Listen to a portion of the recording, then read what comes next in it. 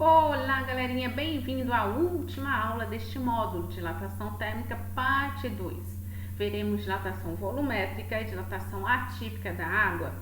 Suave na nave, vem comigo. Vamos lá. Dilatação linear, uma dimensão. Dilatação superficial, duas dimensões. Dilatação volumétrica será 3 dimensões, galera. Acompanhe o texto. A grande maioria dos corpos sólidos possuem 3 dimensões: altura, comprimento e espessura. Quando aquecido, o sólido sofre expansão em cada uma delas, resultando um aumento no volume total do corpo. Isso acontece em caixas de prédio, caixa de sapato, objetos cilíndricos. E de tal forma as anteriores, quais são os 3 fatores? Variação da dimensão inicial e variação da temperatura, ou seja, dilatação volumétrica, 3 dimensões. E qual é a equação para isso, gente? O ΔV, que vai ser essa variação de volume, vai ser o volume final menos o volume inicial, como a gente vê aqui, correto? E a variação de volume aqui vai ser qual? Volume inicial vezes gama. Agora, o índice aqui chama-se gama, o índice de dilatação volumétrica, vezes a variação de temperatura. E a expressão geral é esta daqui. Volume final é igual a volume inicial, abre parêntese, 1 mais gama vezes delta teta. Lembrando, temperatura em Celsius e o volume em metro cúbico, porque é 3 dimensões, né? E temos a relação aqui. Lembra que a alfa, uma dimensão. Beta, que era 2, era 2 alfas. Gama vai ser o quê? 3 alfas. Molezinha, né, gente? Porque 3 dimensões, 3 alfa. Aqui eu deixei para vocês, aqui nesse slide, as relações entre os coeficientes. Alfa é o coeficiente da dilatação linear. Beta é o coeficiente de dilatação superficial. Gama é o coeficiente de dilatação volumétrica. E aqui eu coloquei a relação entre eles. Ou seja, se algum problema não tiver uma e tiver outra, dá para descobrir. Olha só que pegadinha fantástica. Vamos então agora a um caso atípico. É o momento mais sério. O caso atípico da água. Você aqui, representado por esse franguinho, já reparou essas duas situações? Primeiro, o pessoal lá do Polo Norte, eles abrem um buraco no gelo para pescar.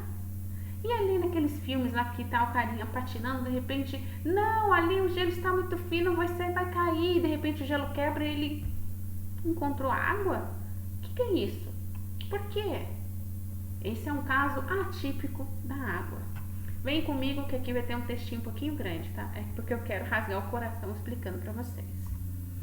Esse estranho comportamento da água em temperaturas próximas da solidificação, lembra a solidificação da água? O ponto de fusão é 0 graus Celsius. Pode ser entendido como um processo de transição da água líquida. Olha só a estrutura aqui que a gente tem da água congelada. Essas moléculas de água têm formato angular, como a gente vê aqui, bem angular mesmo. Isso é um pouco de química também, lembre-se, a física e a química tem um momento que as duas se abraçam. E aí, então, essa solidificação acontece em forma de uma estrutura cristalina muito complicada. Realmente a gente vê que é muito complicado mesmo. E que mais? Cheia de lacunas, ou seja, espaço, tá vendo? Sim. E por isso o gelo tem densidade menor do que a água. A 0 graus Celsius, 1 kg de água tem 1000 centímetros cúbicos. 1 kg de gelo já tem bem aqui, um pouquinho maior. Você reparou que ele cresceu? Porque ele dá uma volumada, ele dá uma crescidinha. Quem já reparou lá quando você coloca a garrafa de água?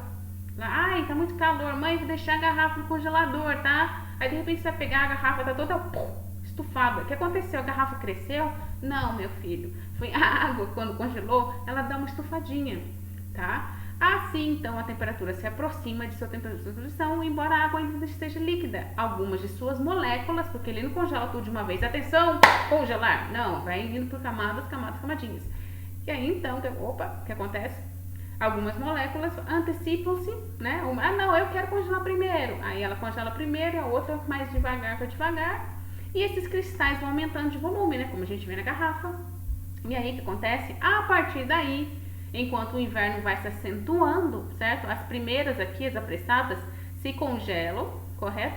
E a água aqui, então, embaixo, como a gente viu ali naquela figurinha, o que acontece?